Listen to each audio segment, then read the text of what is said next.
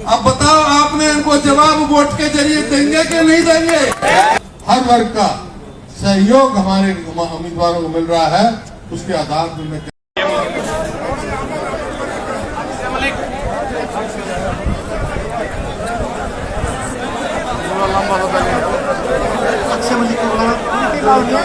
भाई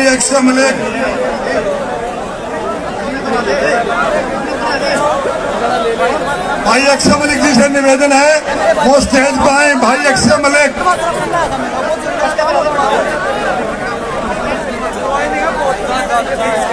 बहुत बड़ी ज्वाइनिंग है, बहुत बड़ी, सैकड़ों साथी आएंगे। मेरा है, मेरे मैसेज चलेगा। ताली बजाओ भाई।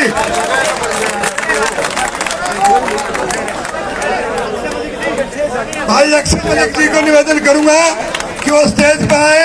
तो राजगुरु मार्केट एसोसिएशन के अध्यक्ष हैं अक्षय मलिक जी और फूल खान भट्टी जी,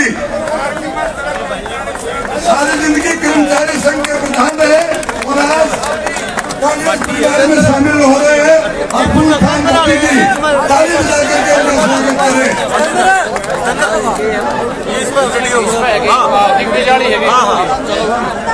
भाई अक्षय मलिक जहाँ कहीं बात सुनते हो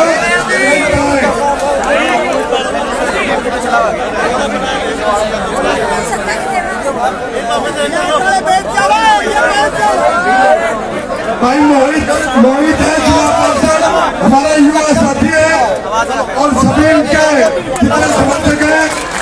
मोहित है जिला पार्षद।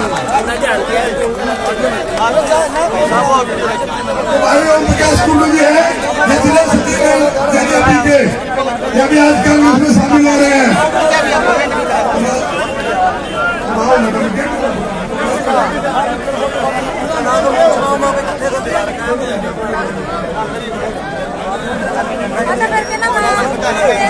भाई तकसीर सागल जी, भाई तकसीर सागल,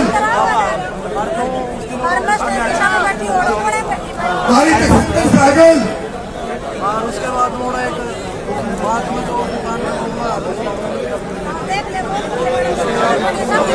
भाई सुमित मिठारवाल, भरत पुनिया, तरुण फोगाट, कुलवंत जी, सुशील चौधरी, सुशील बिश्नोई, सभी साथी पर स्टेज पे आ जाए। भरत पुनिया जी, सभी साथी आ जाए स्टेज पे। तो इसको छोड़ करके कांग्रेस परिवार में शामिल हो रहे हैं, इनका हार्दिक अभिनंदन और स्वागत है। तालियां बजा करके साथियों का स्वागत करें।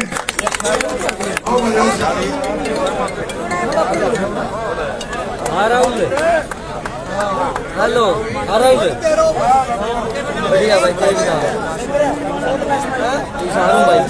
राजकुमार जांगड़ा जी है भाई सातों खुर्द से, वो भी स्टेज पे आ जाए।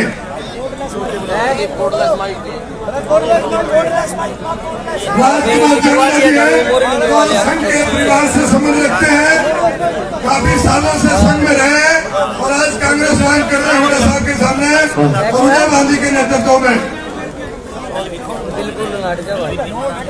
खराब हो जाए मोदी साहब, एक में उसने थे 1 बार तलाक दिए थे, 1.25 तक हम तो हमारे साथियों खुद से राजेश ग्रेवाल भी है, वो साथी भी आए, वो भी भारतीय जनता पार्टी को छोड़ करके और कांग्रेस पार्टी में शामिल हो रहे हैं। उनका हार्दिक अभिनंदन और स्वागत है। ये सभी साथी भाजपा की गलत नीतियों से दुखी और परेशान होकर के हुड्डा साहब की नीतियों में विश्वास व्यक्त करके कांग्रेस में शामिल हो रहे हैं। सभी साथियों का हार्दिक धन्यवाद करते हैं। अपना लोग फालतू ये साथी भाजपा छोड़ करके कांग्रेस में शामिल हो रहे हैं और तालियां बजती रहनी चाहिए इस साथियों की। बहुत हार्दिक अभिनंदन और स्वागत।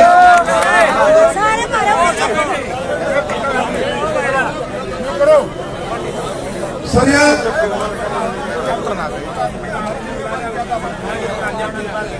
पुरुषोत्तम शर्मा जी जो साथियों से हैं, अंग्रेजों को छोड़ के आ रहे हैं। पुरुषोत्तम शर्मा स्टेज पे आ जाए। भाई सतवीर शर्मा जी भी स्टेज पे आ जाए जो जेजेपी छोड़ के आ रहे हैं। रघुवीर जाखड़ जी और बीजेपी छोड़ के आ रहे हैं, वो स्टेज पे आ जाए।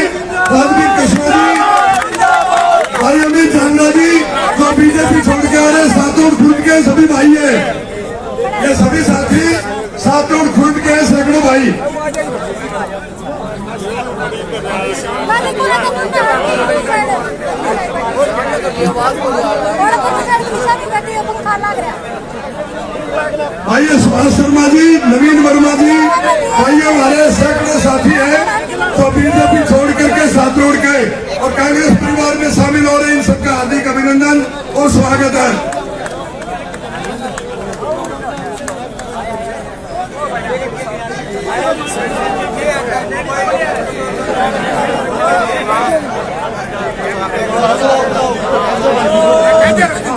मैं निवेदन करता हूँ हमारी पार्टी के बहुत ही जुझारू संघर्षशील अध्यक्ष चौधरी उदय भान जी से निवेदन करूंगा कि अपने संबोधन दें।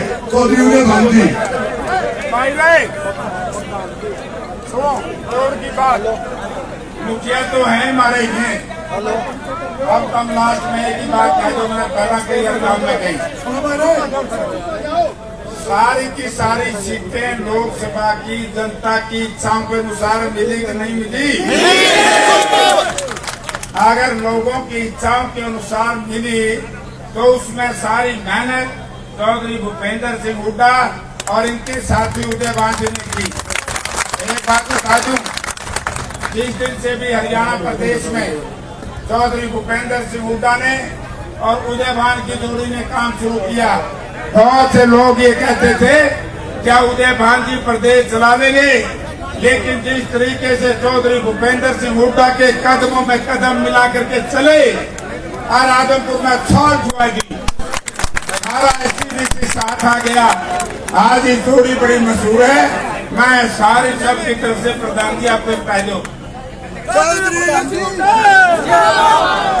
चौधरी उदय भान जी जिंदाबाद। हरियाणा प्रदेश के चौधरी उदय भान जी जिंदाबाद। हरियाणा प्रदेश के जन जन की आशा और विश्वास के प्रति हरियाणा प्रदेश के सर्वप्रिय और जनप्रिय नेता पूर्व मुख्यमंत्री आदरणीय चौधरी भूपेंद्र सिंह हुड्डा जी और हिसार लोकसभा से आपके हर सुख दुख के साथी जो तीन बार मेंबर पार्लियामेंट आपने चुने, 2 बार विधायक के रूप में चुने और केंद्र में मंत्री के रूप में, लेकिन जमीन से जुड़े हुए आपके साथ हर सुख दुख में शामिल रहे। हिसार के ही नहीं पूरे हरियाणा के जाने माने और जुझारू नेता जिनको मैंने विधानसभा में भी और लोकसभा में भी आपके दुख तकलीफों के लिए गरजते देखा है। आपके लोकप्रिय उम्मीदवार आदरणीय भाई जयप्रकाश जी, हमारे बहुत ही प्रदेश के वरिष्ठ सम्मानित नेता आदरणीय चौधरी संपत सिंह जी, हमारे बीच में हमारे पूर्व विधायकगण हमारे बैठे हैं, नरेश शेरवाल जी, हमारे रामनिवास घोड़ेला जी, रामकिशन फौजी जी, हमारे चंद्र प्रकाश जी, भाई जस्सी पेटवाड़ जी, हमारे अनिल सैनी, अनिल मान जी, अतर सिंह सैनी जी और मेरे मंच पर बैठे हुए सभी सम्मानित वरिष्ठ पार्टी के नेतागण और इस आज के शानदार जानदार वजनदार वर्षों के दरमियान आप लोगों ने जो मेहनत की, जो पसीना बहाया, सम्मानित वरिष्ठ मेरे सम्मानित साथियों, नौजवान दोस्तों, हमारी सभी माताएं बहनों, मैं धन्यवाद करना चाहूंगा आप सबका। जिस तरह से आज जो सड़कों पर, हिसार की सड़कों पर जो जनसमूह उमड़ के आया, जो जनसैलाब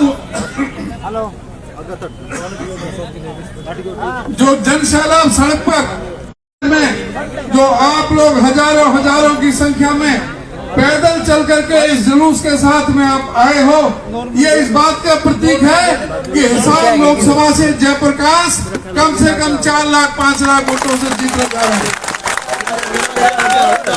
लेकिन किसानों के लिए मैं एमएसपी की गारंटी देता हूं, एमएसपी की लागू करूंगा, स्वामीनाथन रिपोर्ट लागू करूंगा, किसान की आमदनी दुगनी करूंगा। लेकिन जब किसान की बात आई तो 13 महीने तक आंदोलन चलता रहा। 750 किसानों को अपने प्राणों का बलिदान दे दिया, लेकिन एमएसपी लागू नहीं की। दोबारा जब एमएसपी लागू कराने के लिए जब पंजाब से आंदोलन चला तो किस तरह से उन पर ड्रोनों से हमला किया गया, किस तरह से अंतर्राष्ट्रीय दीवार की तरह खड़ी कर दी, जैसे कोई पाकिस्तान से कोई आ रहे हैं। दिल्ली में घुसने नहीं देंगे किसानों को। और ये मुख्यमंत्री करनाल में कहता था कि ये किसान जो आंदोलन कर रहे हैं इनका बगैर सर फूटे एक भी नहीं जाना चाहिए। अब बताओ, आपने इनको जवाब वोट के जरिए देंगे कि नहीं देंगे? आज समय आया है आप लोगों के पास में। इन लोगों ने किसानों के साथ जो दुर्दशा की, जो हमारी महिला पहलवानों के साथ, जो नरेंद्र मोदी कहते थे कि जो बेटी बचाओ और बेटी पढ़ाओ, क्या किस तरह की बेटी बचाओ और बेटी पढ़ाओ के नारे थे? हमारी पहलवान बेटियों के साथ जिनका यौन शोषण करने का दुस्साहस उनके एमपी ने किया, उसको उसके बेटे को भी अब टिकट देने का काम किया है सरकार ने। और कर्नाटक में जेडीएस का एमपी प्रज्वला प्रसन्ना 400 महिलाओं का बलात्कार करने वाले के लिए ये नरेंद्र मोदी वोट मांगने के लिए जाते हैं। इधर को मणिपुर में हमारे हजारों महिलाओं के साथ किस तरह का व्यवहार होता है, किस तरह से व्यवहार होता है, इसको मणिपुर का मैं नहीं बोल सके। इन लोगों ने हमारे जज्बातों से खेलने का काम किया है। ये लोग जो कहते थे कि 100 दिन के अंदर महंगाई को कम कर दूंगा, 100 दिन के अंदर अंदर काला धन आ जाएगा। काला धन की तो बात छोड़ो, काला धन जो था वो सारा सफेद बनकर के चला गया।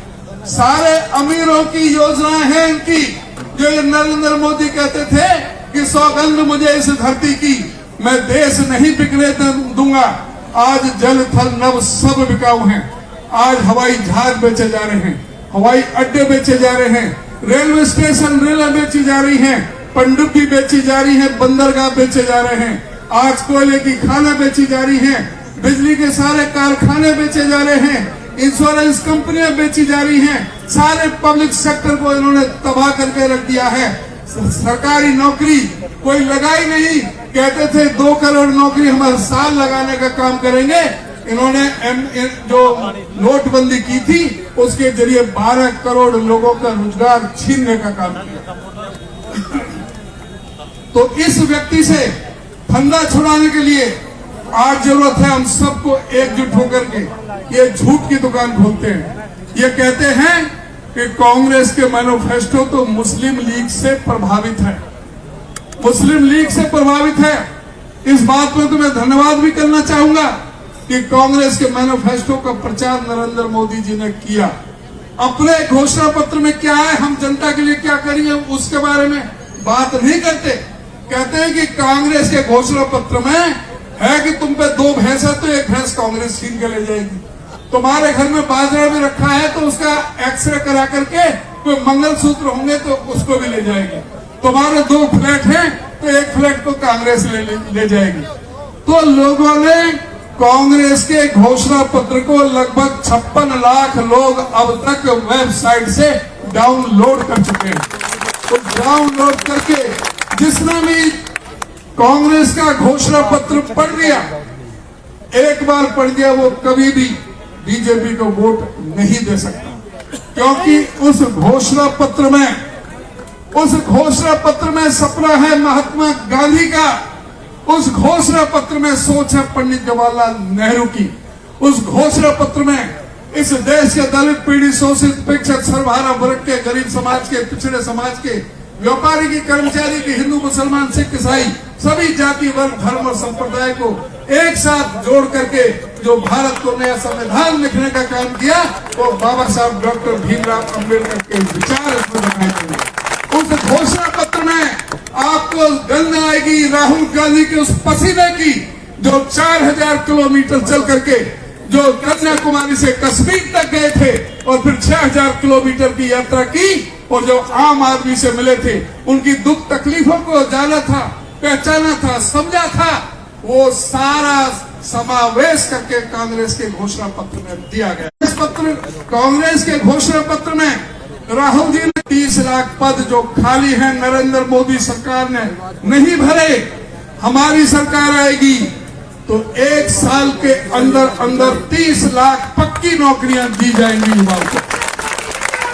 उस घोषणा पत्र में यह भी कहा गया है कि जो हमारे युवा जो ग्रेजुएट हैं, जो डिप्लोमा होल्डर हैं, उन सबको अच्छे इंस्टीट्यूशन में, अच्छे पब्लिक सेक्टर के दायरे में, गवर्नमेंट के दायरों में, गवर्नमेंट के महकमों में, गवर्नमेंट के योजना ये लेकर के आए थे।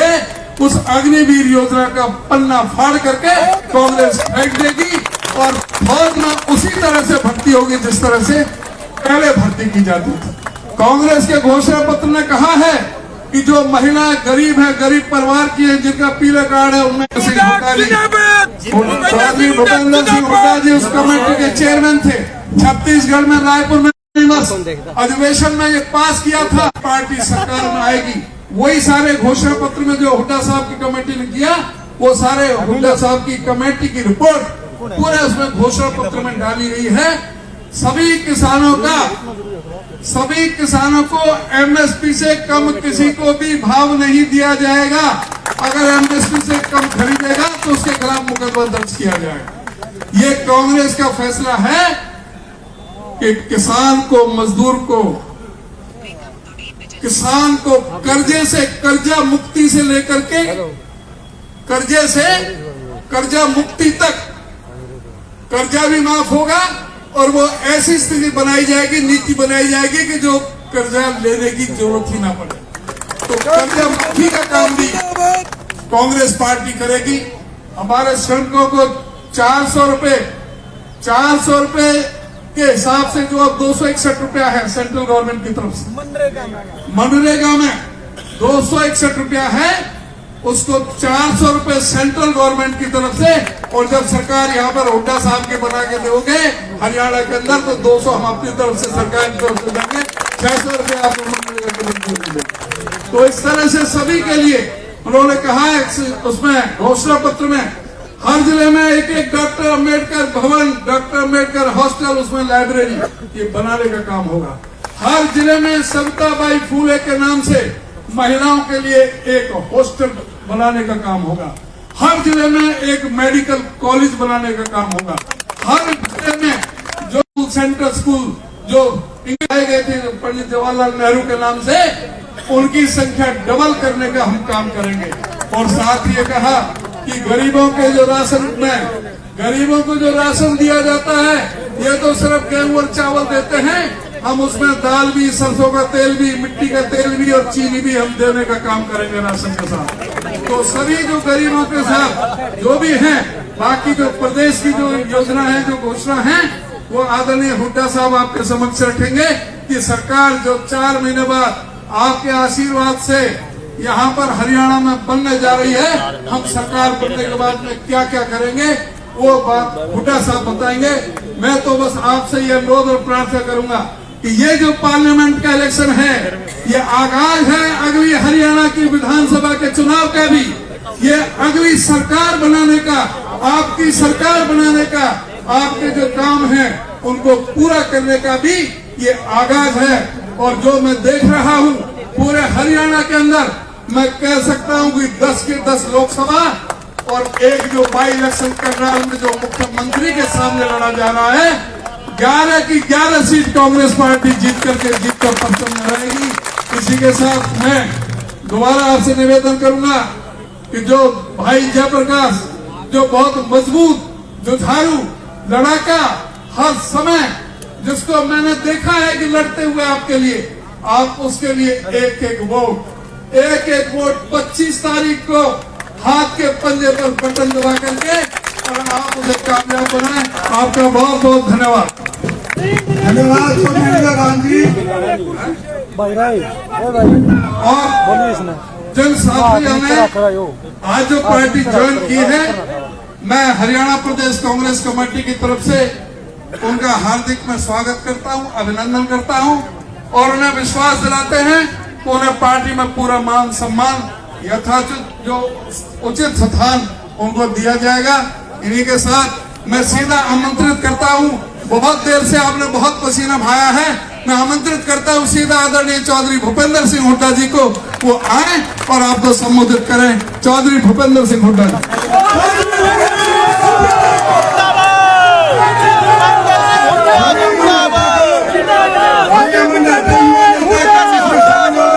इनका हार्दिक अभिनंदन।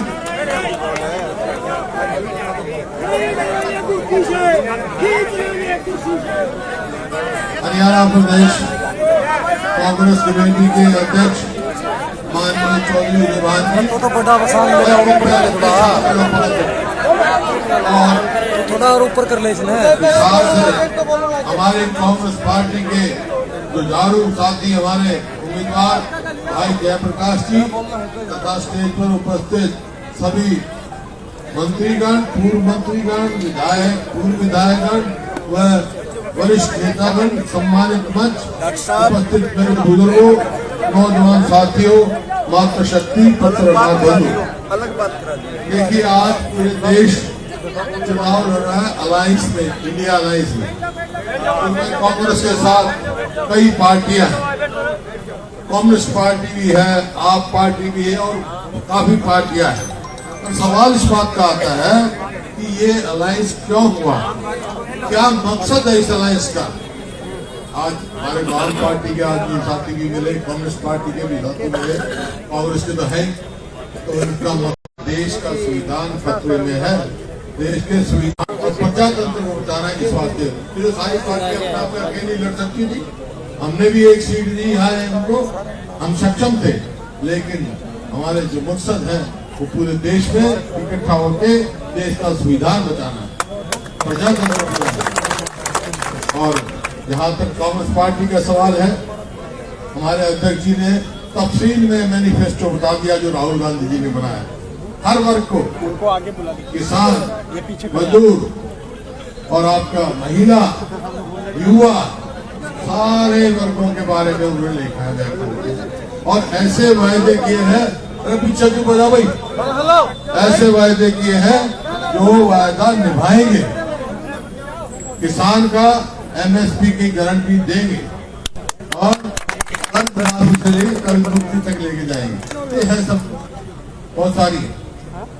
लेकिन मैं एक बात और कहने है, आज ये चुनाव, आज चुनाव ये अकेला लोकसभा का चुनने का नहीं हिसाब है, अकेले लोकसभा का मत समझना, ये फैसला करेगा कि आने वाली सरकार 3 महीने के बाद कौन सी पार्टी की होगी।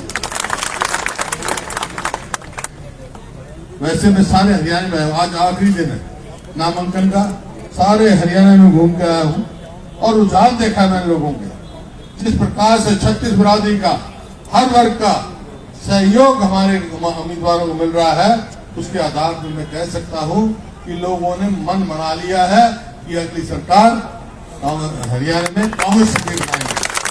अब आपसे सवाल पूछ सकते हैं कि भाई ठीक बात है, लोकसभा एक रास्ता दिखाएगा सरकार हरियाणा में बनाने का, अगर आपकी सरकार बन गई तो क्या करोगे।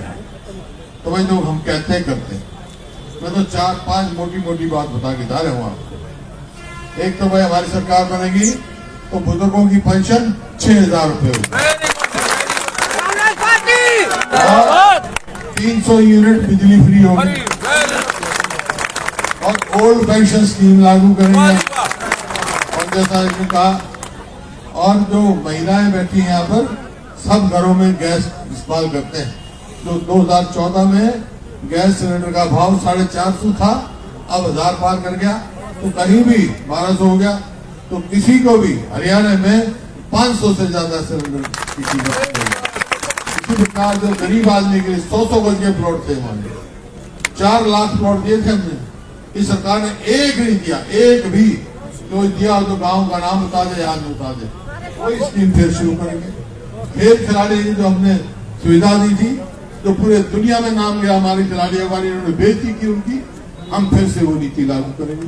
इस प्रकार से बहुत सारी बातें हैं जो हमारी सरकार बनने पर हम करेंगे। लेकिन सवाल इस बात का है कि भाई सरकार आपने बनानी है तो आप मेरे को बताओ, हाथ खड़े कर बनाओगे। बनानी है, सरकार बनानी है तो एक काम करना भाई, जयप्रकाश को कई लाख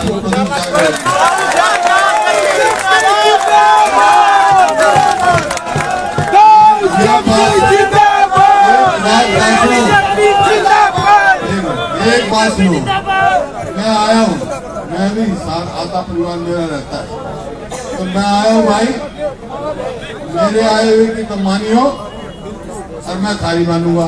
मानोगे तो खूब मानोगे। मानोगे तुम मानोगे कि जयप्रकाश को लाखों वोट से जिताना, मानोगे? जयप्रकाश को लाखों वोट से जिता दियो, थारी सरकार में बना दूंगा।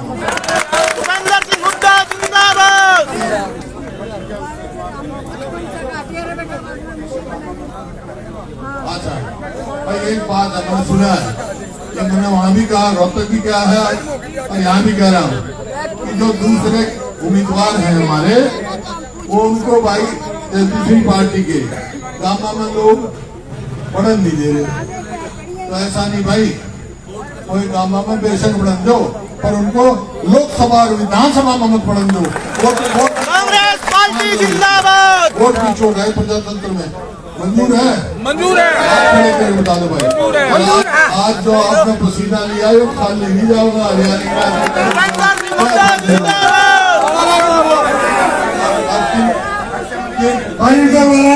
जिन साथियों में कार्यकर्ता ने भाई मेहनत करेगा इस इलेक्शन में, उनको व्यर्थ नहीं जाने देंगे हम। भाई साथियों, कांग्रेस पार्टी राजगुरु मार्केट के चेयरमैन हैं और मुल्तानी चौक में इनका बहुत बड़ा कारोबार है साथियों का। आज ये उनका साथ के साथ ज्वाइन कर रहे हैं, मैं इनका स्वागत करता हूँ।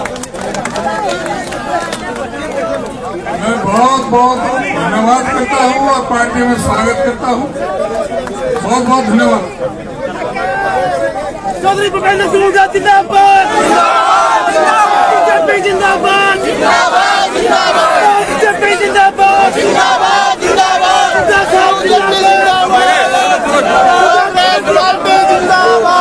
भाई वाणी सड़क के 4 MC, एक मिनट, रघबीर सिंह, राजकुमार, कृष्ण वाल्मीकि, कुलदीप शर्मा, ओम प्रकाश यादव, सुशील शर्मा, करण यादव, मैं इनका स्वागत करता हूँ और मेरे गले आ जाओ।